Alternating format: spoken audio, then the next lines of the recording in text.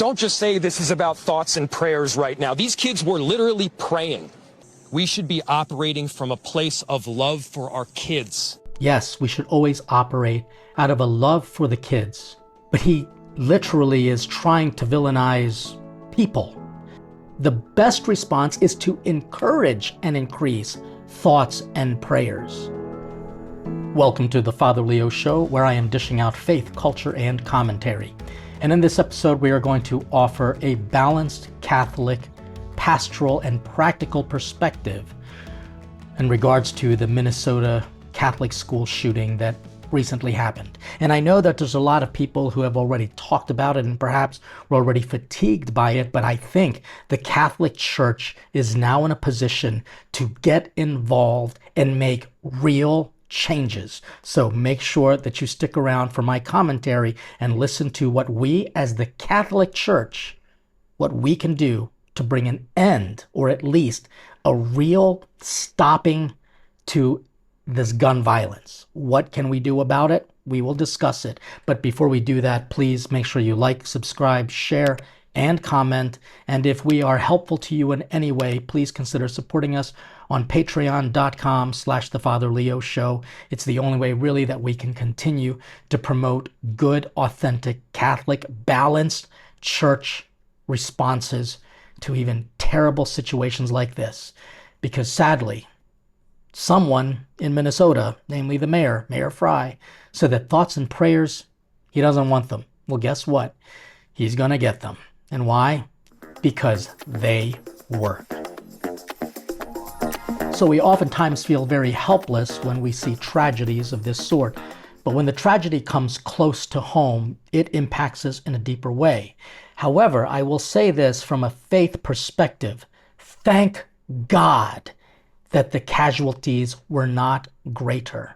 Because if you go to parts of Africa, people and churches are being targeted specifically, and literally whole church communities and villages, Christian villages, are being wiped out. But that just doesn't make the news. And why? Because they're very far away. If anything, this shooting should really help inform our faith and to encourage a deeper sense of connectedness, not just through sympathy, but through empathy. And that means we feel it personally, and therefore we need to get more involved. And we're going to talk about that. But one of the best ways to get involved is just to bring all of this to prayer. And we're going to talk very soon about why prayer matters. But sadly, this is what we got from the leadership, the mayor of this town. It's very sad, but give it a listen. Don't just say this is about thoughts and prayers right now. These kids were literally praying. It was the first week of school. They were in a church. Hate that's being directed at our trans community. Anybody who is using this as an opportunity to villainize our trans community or any other community out there has lost their sense of common humanity. We should not be operating out of a place of hate for anyone. We should be operating from a place of love for our kids. So I agree with him only in part. Yes, we should always operate out of a love for the kids. But he literally is trying to villainize people. And how does he do that? Because he's making this political. And I can guarantee you, because you'll see, if you just pay any attention, he's now talking about a major ban on guns. That's what he wants to do. Sarah Klobuchar, who's also a senator there, and of course, Ilhan Omar, she's out there talking as well. And all they want is to ban guns. And I'm going to tell you in my commentary why I think that is the most ridiculous response to this crisis. The best response is to encourage and increase thoughts and prayers. And why? Because prayers and thoughts matter. It's not just simply pitying people. That's the meaning of sympathy. Empathy is actually a newer term, and it really means that you are in pathos, pathos. And pathos is a Greek word that means suffering. So you're not just simply sympathos, which means alongside. So sympathy is you're next to the suffering. Empathos means you are in the suffering. And that's why prayers in the Catholic Church leads on this. Thank God. We actually have empathetic prayers. We participate in the sufferings of Christ through things like the Stations of the Cross and the Seven Sorrows of Mary. You see, we actually are being empathetic. And there is a powerful purpose for prayer. And so you have a guy like this who has made it on the news. I remember him very clearly during COVID because he was requiring churches to close down because he considered them super spreaders. But at the same time, he was in the midst of gathering people for Black Lives Matter. And I can guarantee you, he was not 6 feet apart from everybody, but he required everybody else to do it. He is truly taking a position of against Second Amendment. And while he wants to kind of talk about a rage and a hate that we are somehow developing because we want to look at the facts, we have to realize, which we're going to discuss in the culture piece, that we're not vilifying a community. We have to look deeply into the motives of this shooter. Because if we don't, then we are simply talking thoughts and useless prayers. And yes, there can be useless prayers, especially if you're praying for the wrong things. We shouldn't even be concerned about anyone villainizing anyone. I mean, he almost seems like to be defending the trans community rather than focusing on the children and that community and actually doing something to protect his people that he was elected to serve. And so it's very frustrating to hear politicians act this way. Thankfully, we have spiritual leaders. And Archbishop Hebda gave a beautiful statement about this. And he even read a letter from Cardinal Parolin of the Secretary of State on behalf of Pope Leo. And in that letter, he expressed thoughts and prayers. And guess what? It helps. In fact, the day after the shooting, a big mass was held, and you can just see how so many people from the community came together because prayers and thoughts work. If you don't believe me, just listen to one of the victims here. He was a young man, and listen to what he has to say about thoughts and prayers. While you're down there on the floor, keeping yourself safe, keeping your buddies safe, what was going through your mind?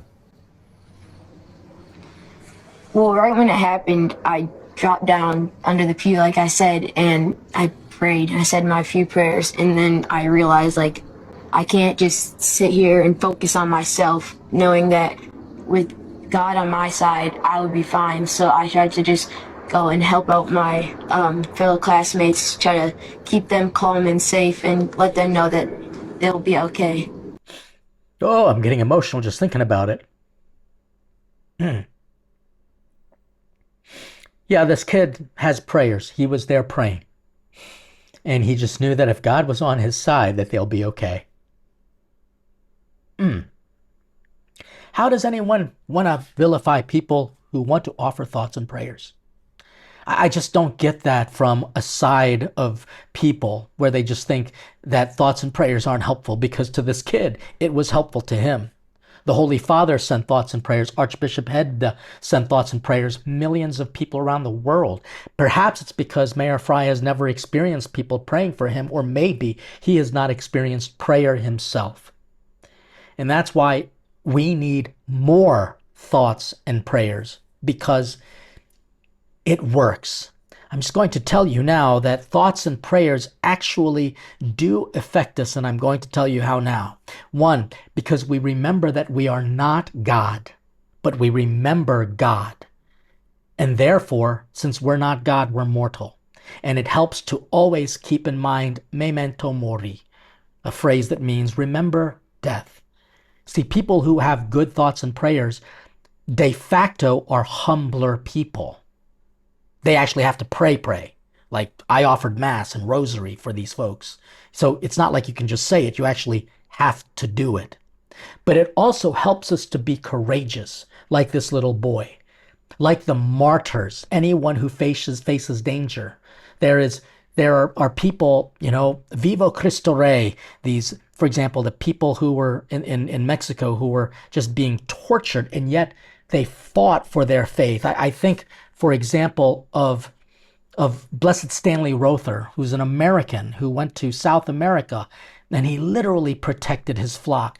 It was a result of prayer. It wasn't just simply anger, but it was a righteousness and a zeal that comes from prayer so that you do the right thing. I even just take a look at more modern examples of saints like the Saint Carlo Cutis. He knew he was going to die, but guess what? His faith helped him to look at the dangerous stuff of cancer with courage.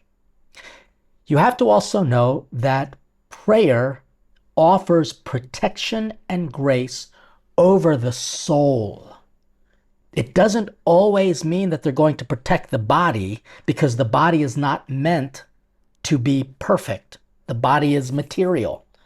But the soul is the image of God. And so prayer protects the soul. So even if someone is going through something challenging physically, their soul is protected. And that is what animates actions. And prayer also gives us the space and the time for quiet to avoid the noise and the rhetoric. And the prayer therefore helps us to think clearly. That's why we need more thoughts and prayers.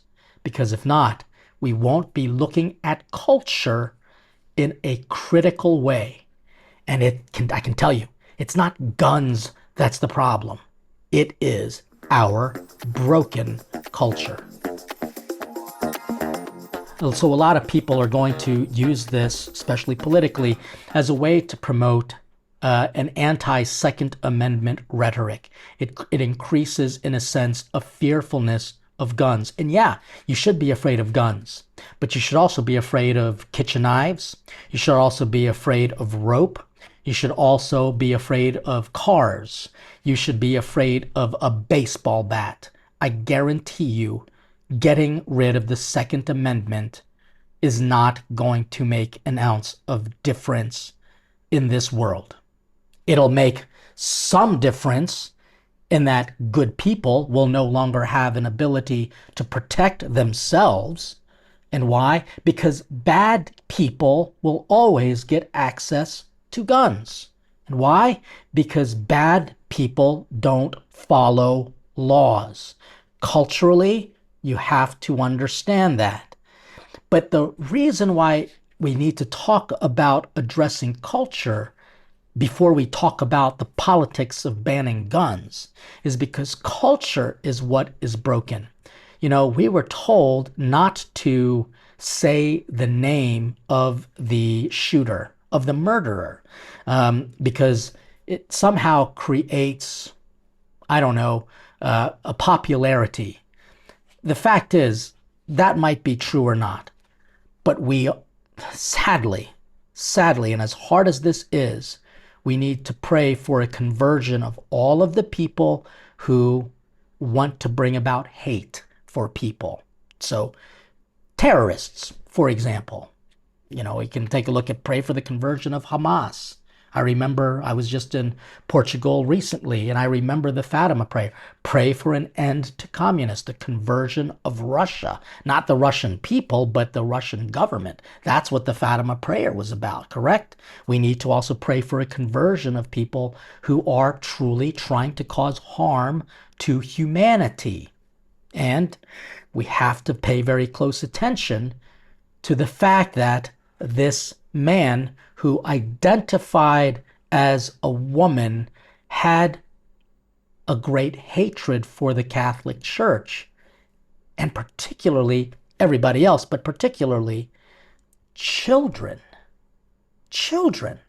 You see, the reason why this is so tragic is because this transgender person who wanted to be popular and famous, he even though he identified as she, he's definitely a he He hated children, and he hated the Catholic Church to the point where he actually put a picture up of Jesus for his target practice.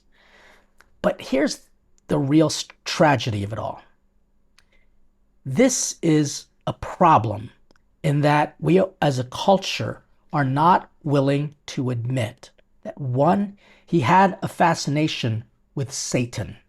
In fact, there's a strange picture of him looking in a mirror, but what he sees is Satan talking back to him, and the words are written in Russia, and he's saying, I need help, and Satan is saying, no, you're going to kill people, or something along those lines. This man could have been truly possessed, or at least he had great obsession.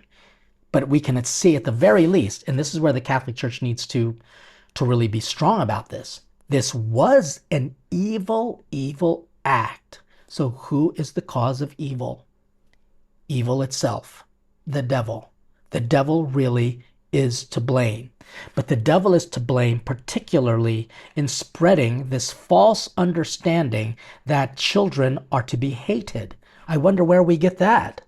Well, I think it all starts with a pro-abortion, pro-choice mentality. Yes, I said it. Anyone who is pro-life will not have in their heart or in their mind a desire to kill people. It just would never happen. However, a pro-choice person sees no problem killing a child in the mother's womb.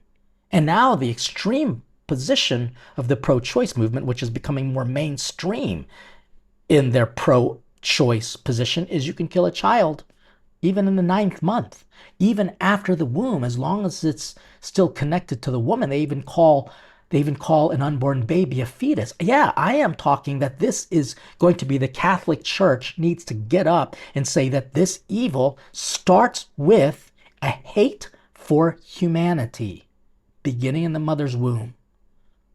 Pro-choice people kill children too. We have to just realize that. But perhaps even more disturbing, and this is a little graph that I just want people to see. This is frightening because in my mind, I think I knew this, but until I actually saw this graph and researched it as true, that this is very disturbing.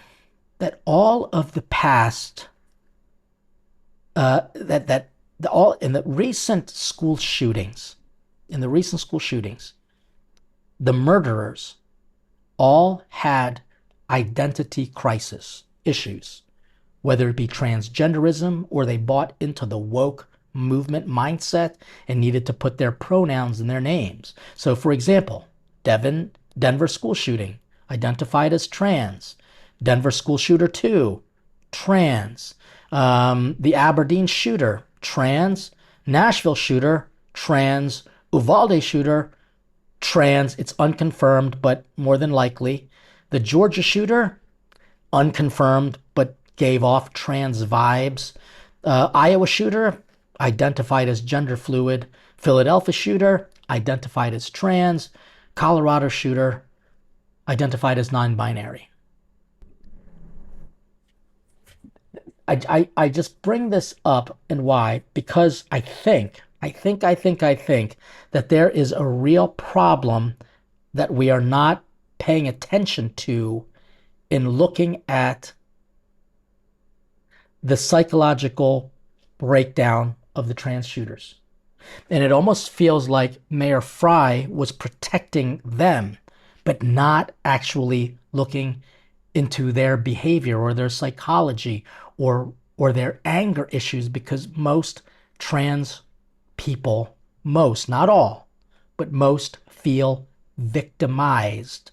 They feel hated. They feel bullied. And yeah, I stand against bully and I stand against hate. But sometimes you just are just living life normally. And when you try to live in reality, but they feel like your reality offends them, then they become self-victimized. And I guarantee you, and I talk about this when I give talks to children about how to become a superhero. I talk about the difference between a superhero and a villain. A superhero was bullied too, but they were able to get over it, forgive their enemies, and therefore help people. A villain was a victim of some bullying, some hate speech, but they never got over it. They just held it in their hearts, and it increased this level of hatred in them. And therefore, they, the victims, become villains.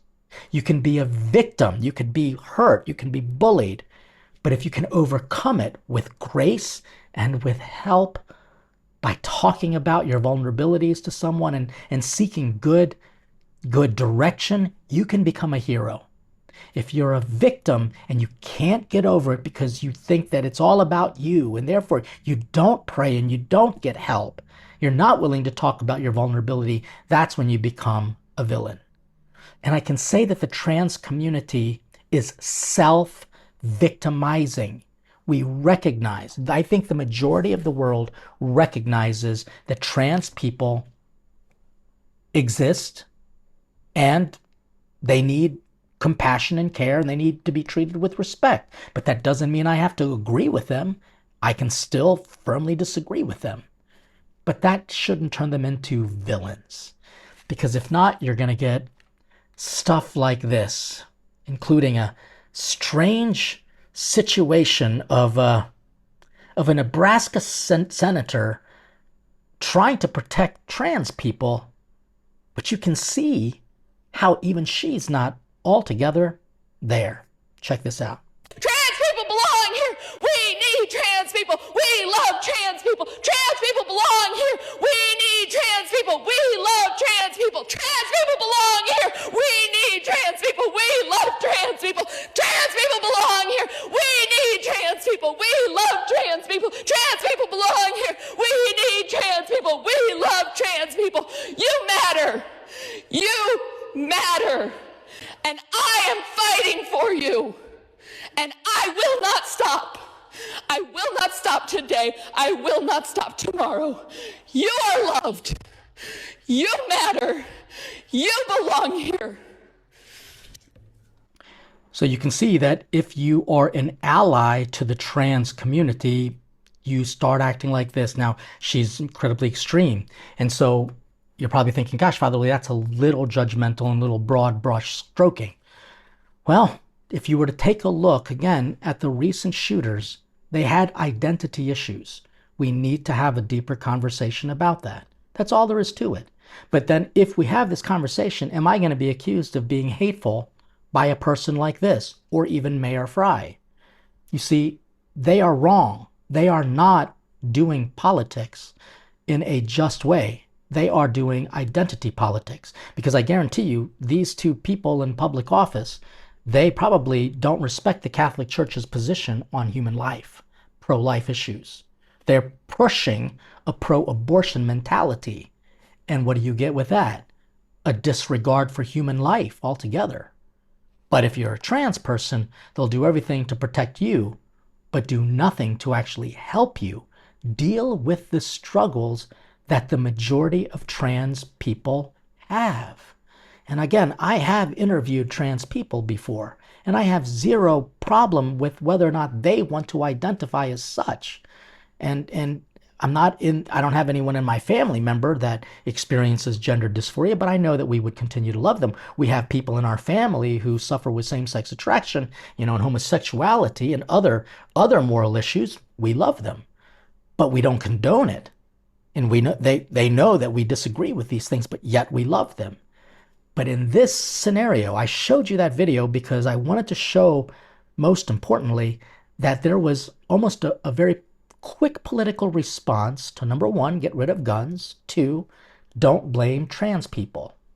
And I just at least wanted to say that culturally speaking, they are confused. It's not about banning guns because people will continue to do evil. And to say that we can't look at the trans confusion and the pain that they might be feeling and try to help them so that they don't become victims who turn villains, to say that we can't talk about this really is terrible. But I want to say above all, at least in this commentary piece, what breaks my heart about this thing is that these kids were trained to deal with school shooters. But one of them said, but we never trained to deal with shooting in a church. And I can say, sadly, that this is becoming more and more regularized. Just hating people of faith. Again, the number of people in our world that we don't hear about, in parts of Africa particularly, even in the Asian countries. I remember just last year a bombing at a Philippine college. All of these things really are indicating how broken our culture is, and getting rid of the Second Amendment, or it's not going to make a difference. I mean, Minnesota already has pretty strict, not the strictest, but very strict gun laws. Again, bad people don't follow laws. They don't care. And if they don't get a gun, they will do something else. And I'm grateful that the school actually had the kind of in their mindset to lock the church whenever the school is all in one place, as they would lock a school down anyway. You can't go in and out unless you're kind of approved. They do the same thing if the kids are going over there to church. But it's really just a disgusting brokenness that we have to deal with. And guess what? In my piece now, I'm going to tell you what the Catholic Church can do to make a big difference.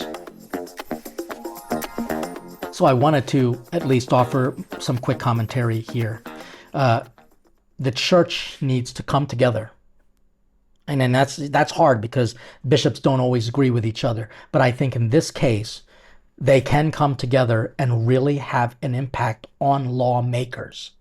Yes, they should have a great impact on lawmakers. Not about the gun narrative per se, because again, all we as a Catholic Church have to do is say, enforce the gun requirements. That's it. And we could go a step further because, and just simply say, preach from the pulpit that guns don't do the crime. It's people who are malicious and bad that does the crimes. And therefore, we as a church need to start communicating to people that evil is evil. And we have to fight against it in our own hearts. Again, a gun can be sitting there and do nothing. But if I have evil in my heart, then I will pick up that gun and do something bad.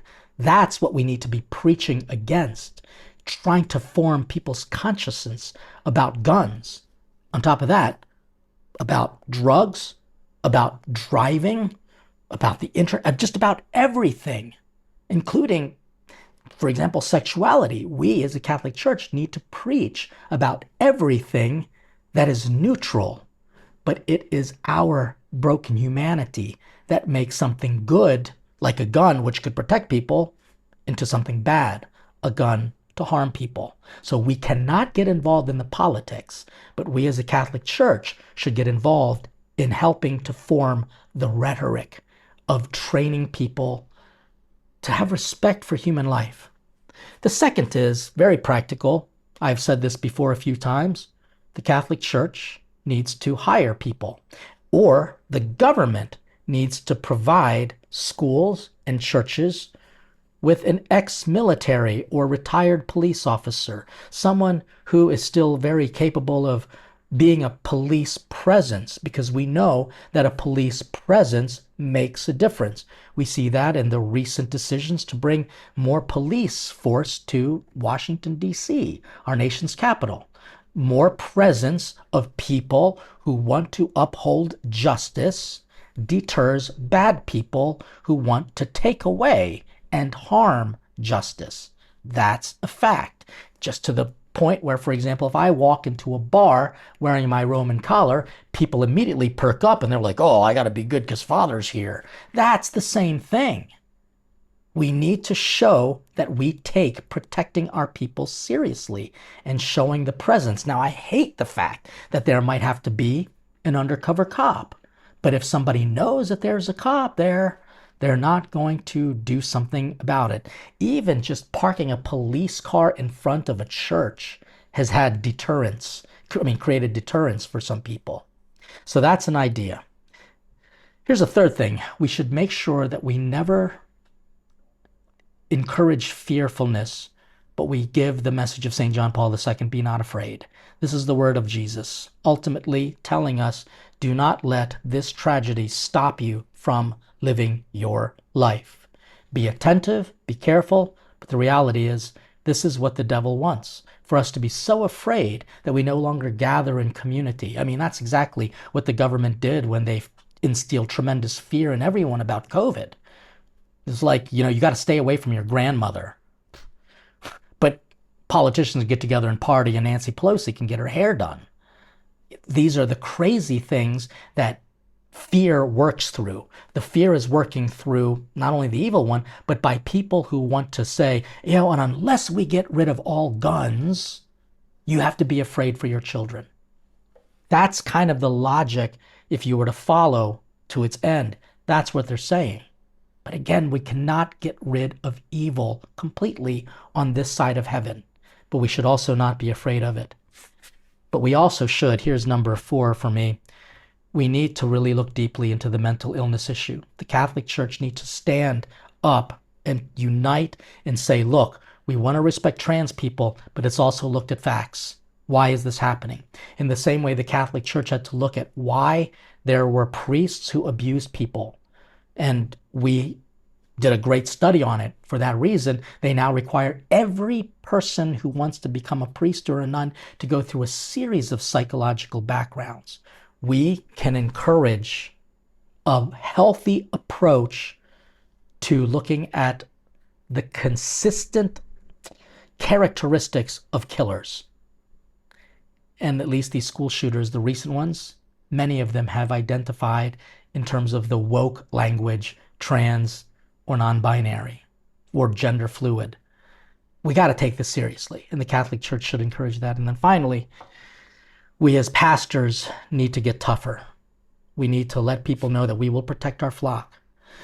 In the same way, principals need to remind the schools that his or her job is not just simply to increase good grades, but they need to truly form their students in the right way, spiritually preparing them for death, but in a positive way.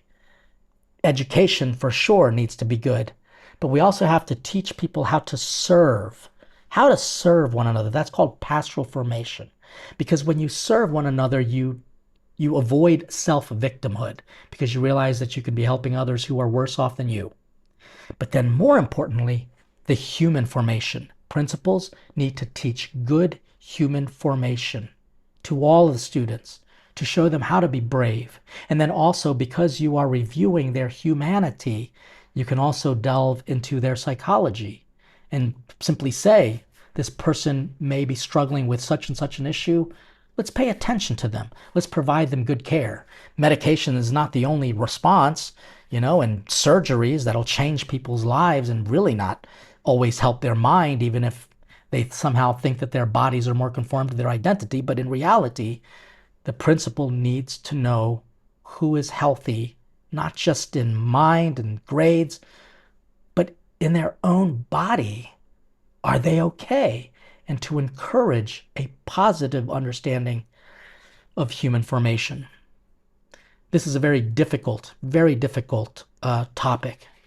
And I'm glad that you stuck around with me to hear all of this, and I hope that this helps. But in order to truly prove all of this, we're going to end with a prayer. And before we do that, again, please make sure you help us to overcome the algorithms by liking, subscribing, sharing, and leaving your comments. Let me know your thoughts. And of course, please consider supporting us on Patreon so that we can continue to provide commentary on faith and culture. But even though some people might claim that prayers and thoughts don't work, I'm going to prove them wrong. I'm going to pray now. In the name of the Father, Son, and Holy Spirit, amen. Lord, let not this tragedy bring me to any sadness or darkness, but let it bring to me light, clarity, peace, and a motivation to do what we can to help the families of the victims and anyone else who may be impacted because of this evil act. Teach us, Lord, how to be helpful and loving in this situation, even if it's just being a presence to them, perhaps supporting some of the funeral costs, doing what we can in any way to help the families of the victims. But at the same time, Lord, in our prayer, help us to see that this tragic situation is just one of many that we might not be as empathetic towards, but they themselves are experiencing great persecution just for being Christian. So God, give to us a better understanding of all of this so that we can act appropriately and not live in fear. May Saint Michael the Archangel defend us in every battle. May he protect us from the wickedness and snares of the devil. And may God rebuke the evil one, we humbly pray. And do thou, Saint Michael, O Prince of the heavenly host, by the power of God, cast into hell Satan and all evil spirits who prowl about the world, seeking the ruin of souls and the destruction of our minds. We ask this through Christ our Lord, and may Almighty God bless you, Father, Son, and Holy Spirit. God bless you, and stay hungry for God.